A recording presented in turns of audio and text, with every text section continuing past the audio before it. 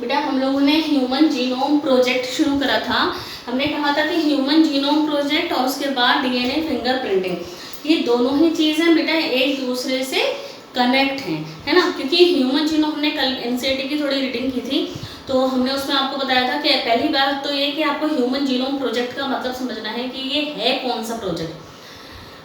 तो आपको मैंने ये बताया था, थोड़ा सा रिपीट कर लेते हैं जो हमने कल पढ़ा था। ह्यूमन जीनोम प्रोजेक्ट जो है बेटा, ह्यूमन जीनोम प्रोजेक्ट एक बहुत ही हाई लेवल का प्रोजेक्ट है जिसमें बहुत सारे कंट्री, जापान, रूस, है ना, फ्रांस, ये सारे कंट्री इन्वॉल्व हुए थे। स्टार्ट किसने किया था? यूएस गवर्नमेंट ने स्टार्ट किया था, यूनाइटेड किंगडम ने स्टार्ट किया था, और उसके बाद बहुत सारे कंट्रीज़ ने अपना अपना इसमें योगदान दिया था।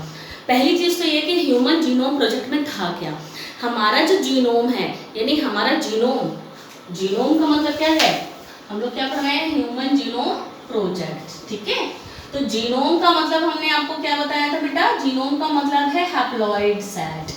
जीनोम का मतलब है हैप्लॉइड सेट, यानी कि ये 23 क्रोमोसोम। हमने कहा था कि ये 23 क्रोमोसोम जो होते हैं, इसमें जो 23 क्रोमोसोम में जो डीएनए है, उस डीएनए का सीक्वेंस क्या है, उस डीएनए में न्यूक्लियोटाइड का सीक्वेंस क्या है, उस डीएनए में न्यूक्लियोटाइड का जो सीक्वेंस है वो क्या है, ये पता लगाने के लिए ह्यूमन जीनोम प्रोजेक्ट को बताया गया, ह्यूमन जीनोम प्रोजेक्ट शुरू करा गया, ठीक है। फिर हमने इसमें आपको ये बताया था कि ये जो ह्यूमन जीनोम प्रोजेक्ट है, हमने थोड़ी एनसीईआरटी की रीडिंग की थी, तो हमने ये कहा था कि ह्यूमन जीनोम प्रोजेक्ट में पूरे के पूरे जो 23 क्रोमोसोम है, पूरा का पूरा जो जीनोम है, उसमें जो डीएनए है, उस डीएनए में कौन सा न्यूक्लियोटाइड किस जगह पर है, ये सारी इंफॉर्मेशन ली गई थी।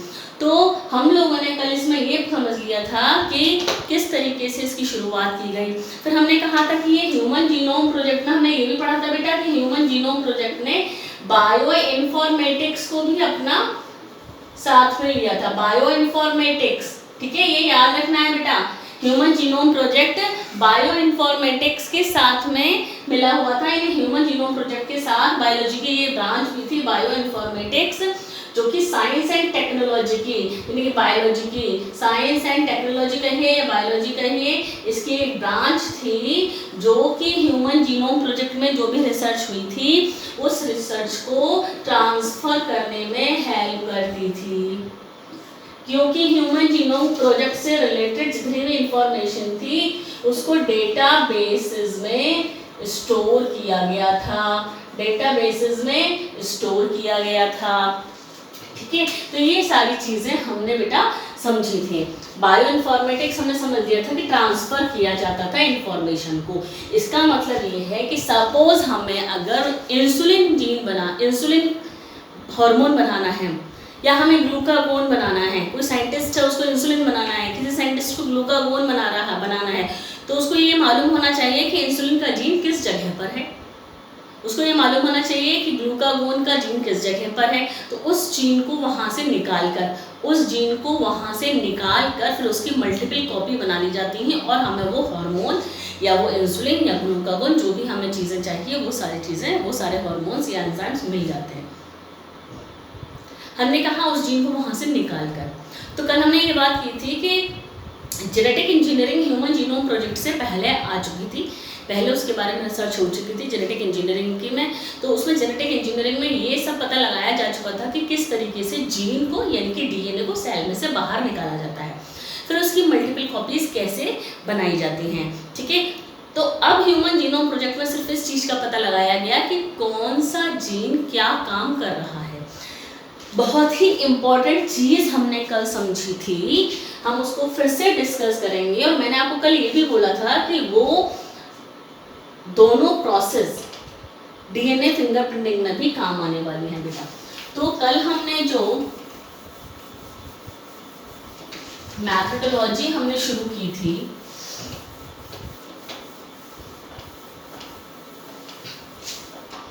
कल हमने बेटा बहुत ही इम्पोर्टेंट है methodologies of human genome project.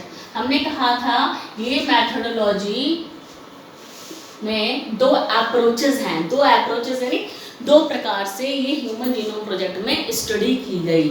पहली अप्रोच, इसको बोलते हैं अप्रोच, इसको बोलते हैं मैथडोलॉजी। पहली अप्रोच थी एक्सप्रेस्ड सीक्वेंस टैग्स, ESTs,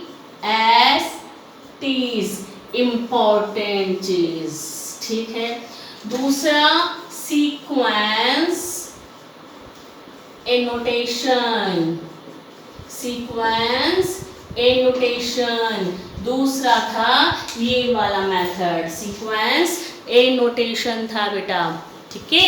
हमने ये दो बातें की थी, इनको समझना बहुत ही ज़रूरी है। थोड़ा सा टिपिकल है ये थोड़ा सा बेटा, तो इसको अच्छे से समझ लीजिए कि इन दोनों का मतलब क्या है। फिर हम इसके क्वेश्चंस भी लगाएंगे ना। हम अब बस लास्ट टॉपिक पर चल रहे हैं बेटा, जेनेटिक के लास्ट टॉपिक पर ही चल रहे हैं, ह्यूमन जीनोम प्रोजेक्ट, फिर डीएनए फिंगर प्रिंटिंग, फिर आपकी जेनेटिक्स खत्म हो जाएगी। तो हम इससे रिलेटेड क्वेश्चंस भी लगाएंगे कि ह्यूमन जीनोम प्रोजेक्ट से रिलेटेड क्वेश्चन या डीएनए फिंगर प्रिंटिंग से रिलेटेड क्वेश्चन कैसे आते हैं, ठीक है। 2007 में नीट में पूछा गया है इसका क्वेश्चन। एक्सप्रेस्ड सीक्वेंस टैग्स जो हैं, एक्सप्रेस्ड का मतलब मैंने आपको बताया था बेटा, एक्सप्रेस्ड का मतलब होता है जो दिखाई देता है, जो दिखाई देता है। हमें मतलब नहीं है कि वो कहाँ पर है, उसमें कितने बेसेस हैं।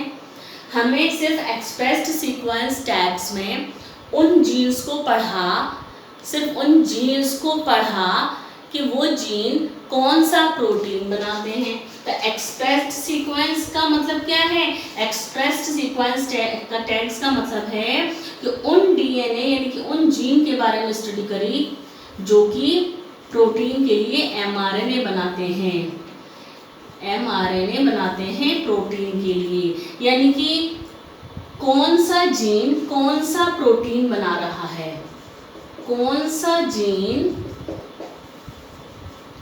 कौन सा प्रोटीन बना रहा है।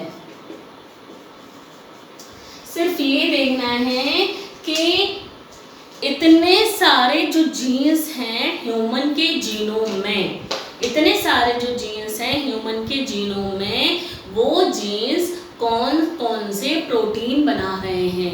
हमें मतलब नहीं है, सिर्फ ये देखना है कौन कौन से प्रोटीन बना रहे हैं। हमें मतलब नहीं है कि उस जीन के पास कितने न्यूक्लियोटाइड्स हैं, हमें मतलब नहीं है उस जीन के पास कितने बेसेस हैं। सिर्फ क्या देखना है, इसमें क्या पढ़ा गया, इसमें क्या पढ़ा गया, सिर्फ और सिर्फ एक्सप्रेशन। क्या, एक्सप्रेशन। एक्सप्रेशन यानी कौन सा प्रोटीन बन रहा है। जैसे कि ये डीएनए है ना, ये डीएनए है, इस डीएनए में मतलब पूरा ह्यूमन का जीनोम का डीएनए है। ये वाला जीन इंसुलिन बना रहा है, ये वाला जीन ग्लूकागोन बना रहा है, ये वाला जीन थायरोक्सिन बना रहा है।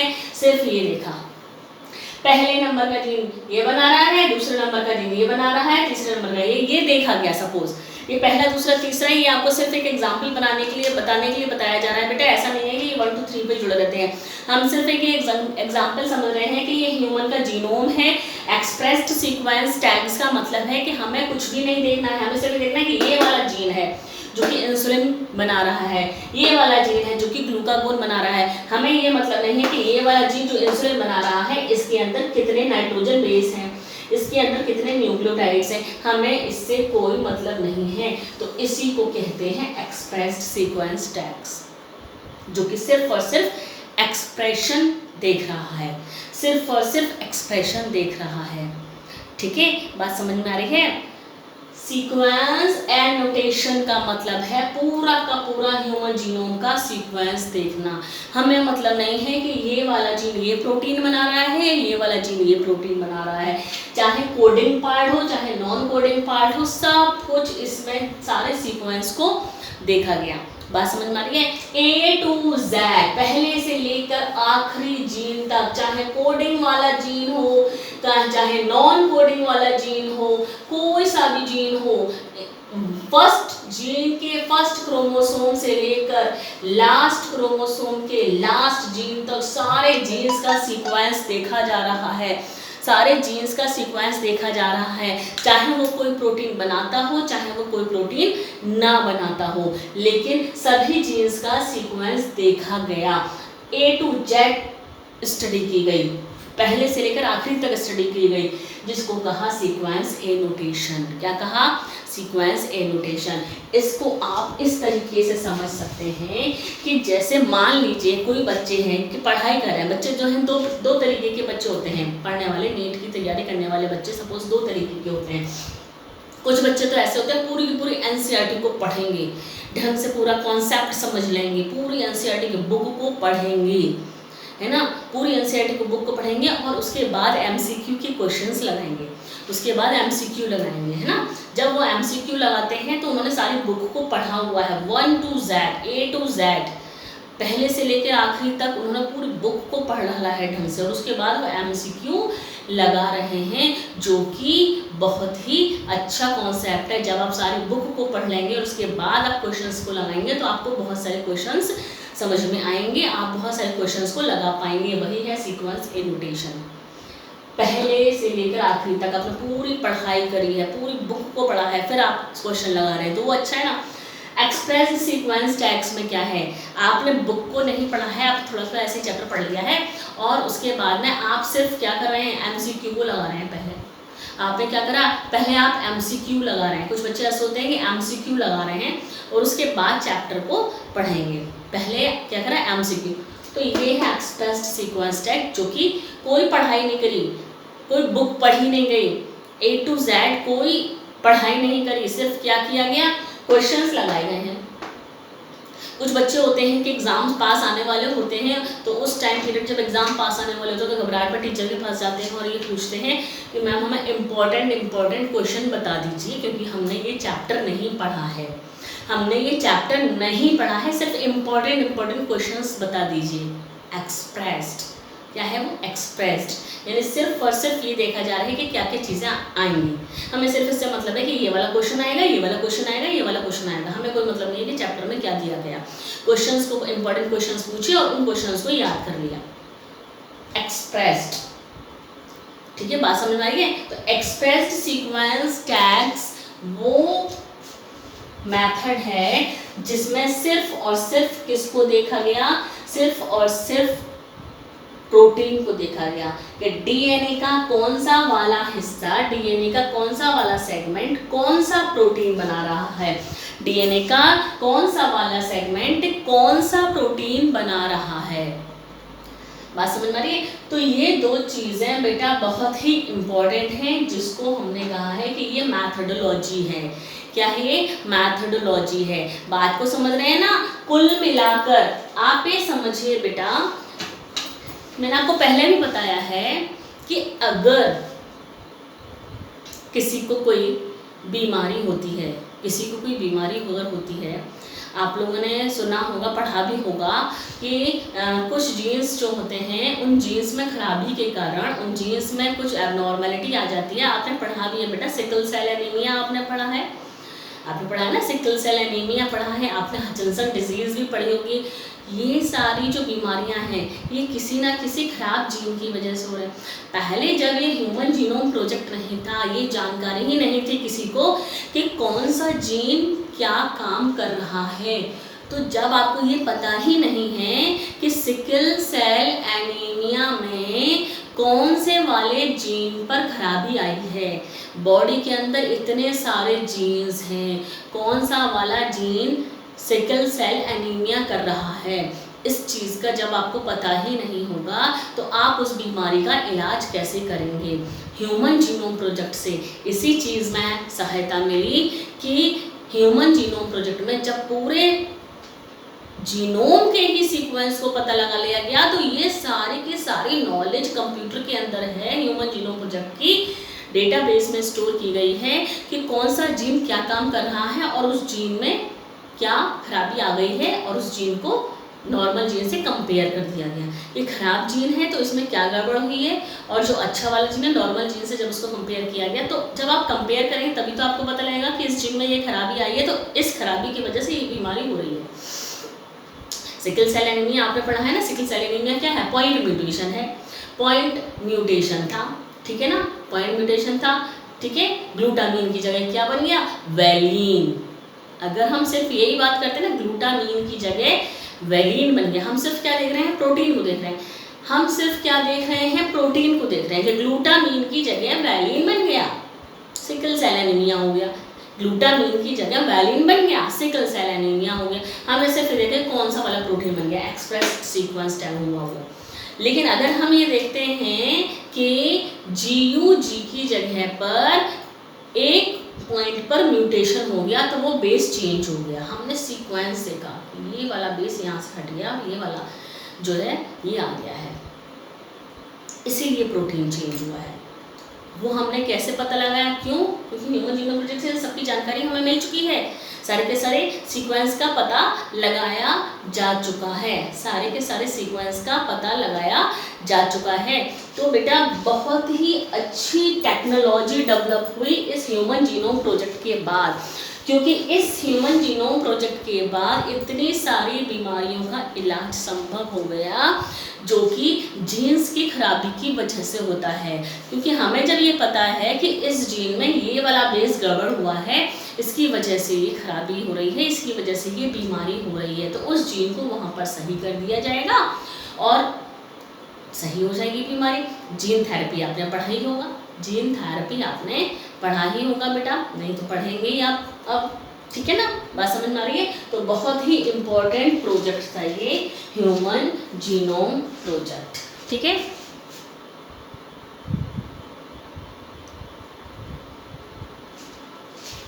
अब बेटा हम पढ़ने जा रहे हैं salient features of human genome project, salient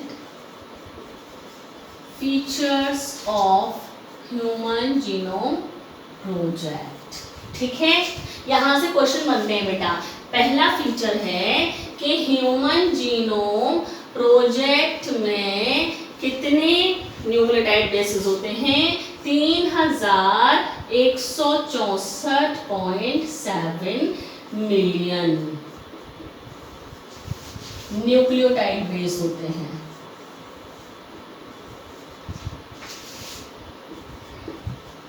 ठीक है, पहली इंफॉर्मेशन, पहला सैलिएंट फीचर्स कि ह्यूमन जीनोम प्रोजेक्ट में कितने बेस हैं बेटा, ह्यूमन जीनोम प्रोजेक्ट में 3164.7 मिलियन न्यूक्लियोटाइड बेसेस हैं, ठीक है। दूसरा फीचर ये है कि सब जीन्स में जो बेसेस हैं, एक जीन में जो बेसेस हैं वो 3000 बेसेस हैं। एक जीन में एवरेज जीन कंसिस्ट ऑफ, एक जीन में कितने बेस हैं, 3000 बेसेस। एक जीन में कितने बेस हैं, 3000 बेसेस हैं। लेकिन एक जीन में है तो 3000 बेसेस, लेकिन जीन्स का जो साइज है, जीन्स का साइज भिन्न भिन्न है, जीन्स का साइज भिन्न भिन्न है। कोई जीन छोटा है, कोई जीन बड़ा है, लेकिन एवरेज देखा जाता है, एवरेज अप्रोक्सीमेटली लगभग एक जीन में 3000 बेस हैं। बेटा इसको आप लैक ओपेरियन से लिंक करिए इस वाली लाइन को। क्या हमने कहा, ह्यूमन जीनोम प्रोजेक्ट से ये पता लगा कि एक जीन में 3000 बेसेस हैं, एक जीन में 3000 बेसेस हैं। हम लोगों ने जो लैक ओपेरिन कहा था, वो लैक ओपेरिन बेटा हमने कहा था, वो लैक ओपेरिन में 3 जीन एक साथ काम करते हैं, 3 जीन एक साथ काम करते हैं। 3 जीन एक साथ काम करते हैं, तो हमने कहा था वो होता है पॉलीसिस्टोनिक। 3 जीन एक साथ काम करते हैं।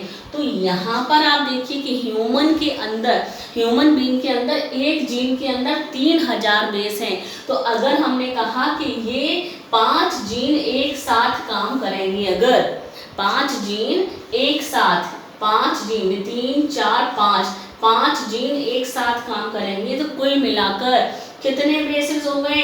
15,000 बेसिस। क्या ये 15,000 बेसिस एक साथ काम कर सकते हैं? इतने सारे बेसिस क्या एक साथ काम कर सकते हैं? नहीं कर सकते। इसीलिए वो लैक ओपेरन यानी ओपेरन सिस्टम जो होता है वो ह्यूमन बीइंग्स में नहीं हो सकता, क्योंकि ह्यूमन बीइंग्स जो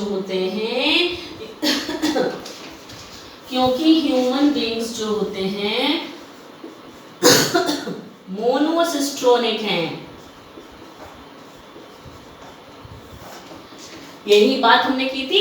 इस लाइन को लिंक करिए बेटा, लैक ओपेरन से लिंक करा जाता है क्वेश्चंस को, क्योंकि उन्हीं क्वेश्चंस में से, उन्हीं लिंक जो होते हैं उन्हीं में से क्वेश्चन बनकर आता है। तो हमने कहा कि ह्यूमन जीनोम प्रोजेक्ट से ये पता चल गया कि एक जीन में लगभग 3000 बेसेस होते हैं। एक जीन में 3000 बेस। हमने कहा था प्रोकैरियोटिक में तो यानी ई कोलाई की बात करी थी हमने, उसमें तो 3 जीन एक साथ काम कर रहे थे। तो अगर यहाँ पर हमने कहा कि 3 जीन काम करेंगे, तो 3 जीन के हिसाब से बेटा एक जीन के पास 3000 है, तो 3 जीन के पास 9000 बेसेस हो जाएंगे। तो क्या ये संभव है कि ह्यूमन बीइंग के अंदर 9000 बेसेस एक साथ काम कर पाए? बिल्कुल संभव नहीं है, ठीक है ना। इसीलिए ह्यूमन बीइंग्स को मोनोसिस्ट्रोनिक कहा गया है। मोनोसिस्ट्रोनिक का मतलब है इतना हिस्सा कोई और प्रोटीन बनाएगा, ये वाला जीन कोई और प्रोटीन बनाएगा, ये वाला जीन कोई और प्रोटीन बनाएगा। सारे जीन एक साथ काम नहीं कर सकते।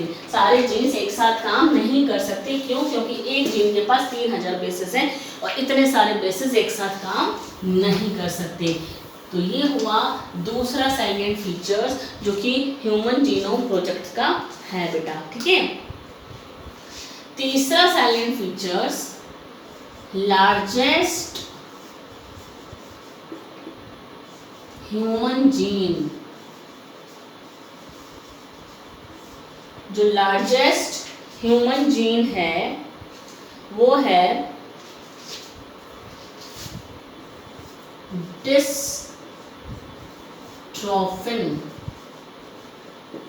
Dystrophin gene on X chromosome.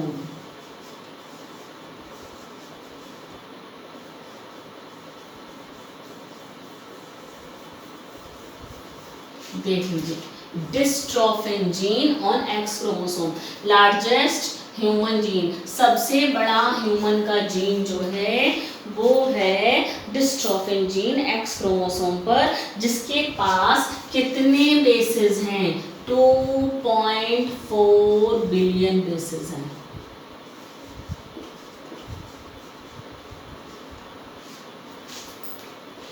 ठीक है ना, 2.4 मिलियन बेसेस हैं। कितने हैं? 2.4 मिलियन बेसेस हैं। सबसे बड़ा जीन जो है वो डिस्ट्रोफिन जीन है X क्रोमोसोम पर। कौन सा है? डिस्ट्रोफिन जीन है X क्रोमोसोम पर। ये डिस्ट्रोफिन जीन क्या करता है बेटा? ये डिस्ट्रोफिन जीन मस्कुलर डिस्ट्रॉफी नाम की बीमारी पैदा करता है। मस्कुलर डिस्ट्रॉफी बीमारी को करता है ना बेटा। मस्कुलर डिस्ट्रॉफी, ये डिस्ट्रोफिन जीन जो कि X क्रोमोसोम पर है, मस्कुलर डिस्ट्रॉफी नाम की बीमारी करता है, जिसमें कि बिल्कुल हाथ पैर बिल्कुल पैरालाइज्ड हो जाते हैं। हाथ पैर जो है बिल्कुल पैरालाइज्ड हो जाते हैं। बच्चे अपने पैरों पर खड़े नहीं रह सकते हैं। थोड़े टाइम बाद धीरे धीरे ये बीमारी उनके ब्रेन तक पहुंचती है। ब्रेन तक पहुंचने के बाद उनके हाथ पैर दोनों ही काम करना बंद कर देते हैं। उनकी बॉडी बिल्कुल पैरालाइज्ड हो जाती है और कुछ साल बाद 12 से 14 साल की एज के बाद वो बच्चों की डेथ हो जाती है। तो ये मस्कुलर डिस्ट्रॉफी नाम की बीमारी है, ठीक है बेटा। तो हमने कहा कि ह्यूमन जीनोम प्रोजेक्ट से ये पता लगा कि सबसे बड़ा जीन जो है वो एक्स क्रोमोसोम पर डिस्ट्रॉफी नाम का जीन है, डिस्ट्रोफिन नाम का जीन है एक्स क्रोमोसोम पर, जो कि 2.4 मिलियन बेसेस रखता है। ठीक है, 3 हमने एक पढ़े। अब आगे देखिए इसके और साइलेंट फीचर्स हैं। चौथा साइलेंट फीचर्स,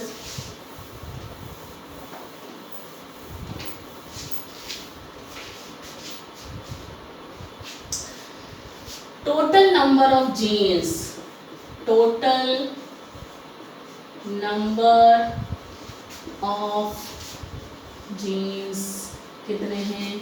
30,000, 30,000 जीन।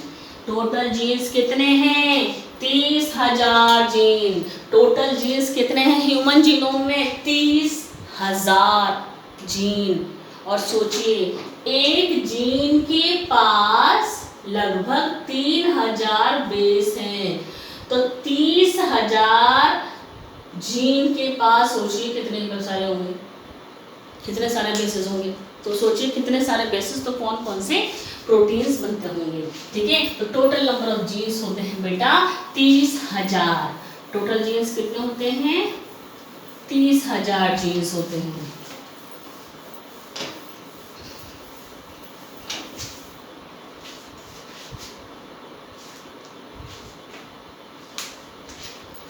फिर हमने कहा था, कल भी हमने बात की थी कि 99.9% डीएनए, 99% डीएनए यानी कि 99.9% न्यूक्लियोटाइड बेसिस सभी की बॉडी में एक जैसे होते हैं, सभी में एक समान होते हैं।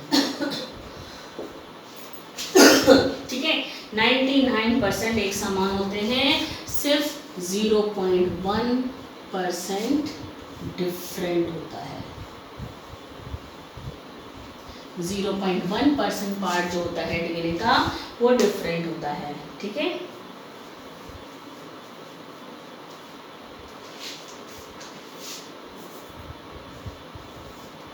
फिर हमने बात की बेटा अभी तक जितने भी डिस्कवर्ड जीन हैं 50% डिस्कवर्ड जीन का फंक्शन अभी तक मालूम ही नहीं है। 50%, 50% डिस्कवर्ड जीन्स का फंक्शन यानी कि 50% डिस्कवर्ड जीन्स का कार्य नहीं खोजा गया है अभी तक, अननोन है, नहीं पता है कि the functions are unknown for over 50% of the discovered gene. 50% genes का अभी तक कार्य नहीं पता लगाया जा चुका है।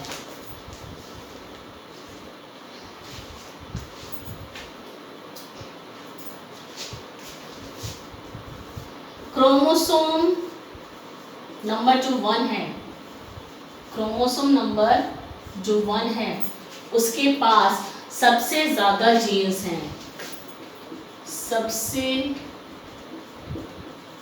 अधिक जीन्स हैं उसके पास। कितने जीन्स हैं? 2,968 सबसे अधिक जीन्स यानी 2,968 जीन्स। क्रोमोसोम नंबर 1 के पास सबसे अधिक जीन्स हैं, सबसे अधिक जीन्स हैं क्रोमोसोम नंबर 1 के पास, और Y के पास सबसे कम है। क्रोमोसोम जो Y क्रोमोसोम है उसके पास सबसे कम जीन्स है, सबसे कम जीन्स यानी 231 जीन्स हैं Y क्रोमोसोम के पास। सबसे कम जीन्स हैं Y क्रोमोसोम के पास, 231 जीन्स हैं बेटा, 231 जीन्स हैं ना। यहाँ से ये MCQ का क्वेश्चन बनता है, ये MCQ का क्वेश्चन बनता है बेटा। ठीक है,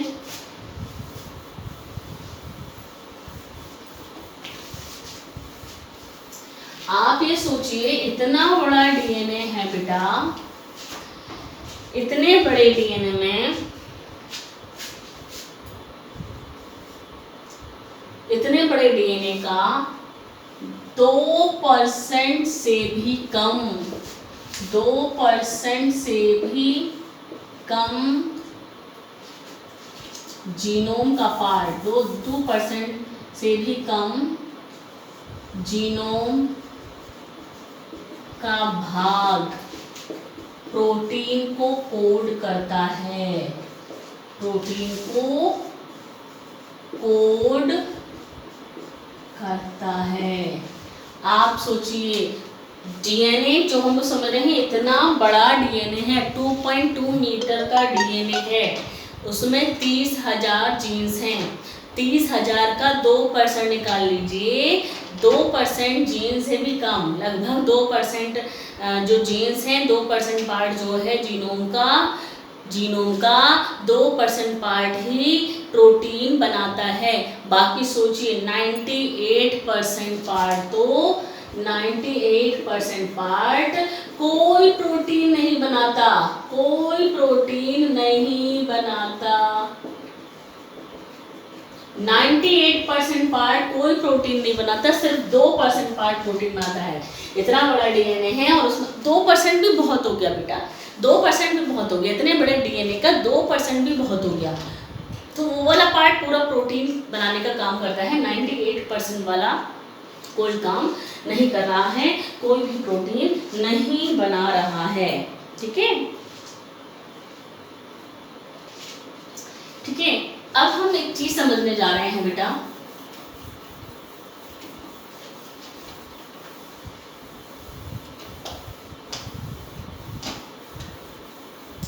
कि ह्यूमन का जो जीनोम है, ह्यूमन के जो जीनोम में, ह्यूमन जीनोम में सीक्वेंस रिपीट बहुत होते हैं, सीक्वेंस रिपीट होते हैं। ह्यूमन जीनोम का सबसे बड़े भाग में, यानी सबसे बड़ा, ह्यूमन जीनोम का सबसे बड़ा भाग रिपीटेड सीक्वेंस वाला होता है, रिपीटेड सीक्वेंस वाला होता है, रिपीटेड सीक्वेंस वाला होता है। ह्यूमन जीनोम का सबसे बड़ा भाग रिपीटेड सीक्वेंस का होता है, यानी कि ये डीएनए है, ये जीनोम है, ये जीनोम है, ये रिपीटेड सीक्वेंस, ये रिपीटेड सीक्वेंस, ये रिपीटेड सीक्वेंस, ये रिपीटेड सीक्वेंस। रिपीटेड सीक्वेंस का मतलब क्या होता है? रिपीटेड सीक्वेंस का मतलब होता है VNTRs, और ये रिपीटेड सीक्वेंस वाले क्रोमोसोम को कहते हैं, रिपीटेड सीक्वेंस वाले क्रोमोसोम को कहते हैं सेट क्रोमोसोम। ठीक है, सेट क्रोमोसोम, रिपीटेड सीक्वेंस वाले क्रोमोसोम को कहते हैं सेट क्रोमोसोम। यही रिपीटेड सीक्वेंस ही तो है वो जिसकी वजह से हम सब पहचाने जाते हैं। यानी हमने कहा जो 0.1% पार्ट जो है वो 0.1% पार्ट अलग होता है सबकी बॉडी में, तो वही रिपीटेड सीक्वेंस है बेटा। ये क्या है? वही रिपीटेड सीक्वेंस है ये। यानी कि ह्यूमन जीनोम में रिपीटेड सीक्वेंस बहुत ही बड़ा पार्ट बनाता है ह्यूमन जीनोम का। ठीक है, ठीक है। ये रिपीटेड सीक्वेंस का मतलब क्या है? ये रिपीट हो रहा है ATCG, फिर इसके बाद ATCG, CG, रिपीट हो रहा है, सीक्वेंस रिपीट हो रहा है। तो रिपीट वाला पार्ट बहुत ही बड़ा पार्ट होता है, और यही रिपीटेड सीक्वेंस है जो कि डीएनए फिंगरप्रिंटिंग में काम आता है। हमें डीएनए फिंगरप्रिंटिंग में यही पढ़ना है बेटा। इसी रिपीटेड सीक्वेंस को क्या कहते हैं? VNTR का मतलब क्या है? इसी रिपीटेड सीक्वेंस को कहते हैं VNTR का मतलब क्या है? VNTR VNTRs जो हैं ये रिपीटेड सीक्वेंस है, जिसका मतलब होता है variable number of sequence, variable number of tandem repeats, variable number of tandem repeats VNTRs, जिसमें कि जीनोम में सीक्वेंस बार बार रिपीट होते हैं, ATCG ATCG ATCG लगातार आ रहा है, तो वो वाला पार्ट कहलाएगा VNTR। या 80 80 80 80 ये सीक्वेंस बार बार आ रहा है, तो वो वाला पार्ट कहलाएगा VNTR। और वो जिस क्रोमोसोम पर होगा उसको कहते हैं सेट क्रोमोसोम, उसको क्या कहते हैं, सेट क्रोमोसोम कहते हैं। तो बेटा आपको ये याद रखना है कि जो जीनोम का सबसे बड़ा भाग होता है, यानी कि रिपीटेड सीक्वेंस ही जीनोम का सबसे बड़ा भाग बनाते हैं, रिपीटेड सीक्वेंस ही जीनोम का सबसे बड़ा भाग बनाते हैं। और यही रिपीटेड सीक्वेंस है जिसकी वजह से डीएनए फिंगरप्रिंटिंग संभव है, इसी से डीएनए फिंगरप्रिंटिंग होती है। तो हम लोग डीएनए फिंगरप्रिंटिंग में इन सब चीज़ों को समझेंगे बेटा। तो आपको समझना है ये रिपीट हो रहा है, बार बार रिपीट रिपीट रिपीट रिपीट, तो बार बार ये चीज़ रिपीट की जा रही है, और ये रिपीटेड सीक्वेंस कोई प्रोटीन नहीं बनाता, ठीक है। ये रिपीटेड सीक्वेंस कोई प्रोटीन को कोड नहीं करता है, ठीक है।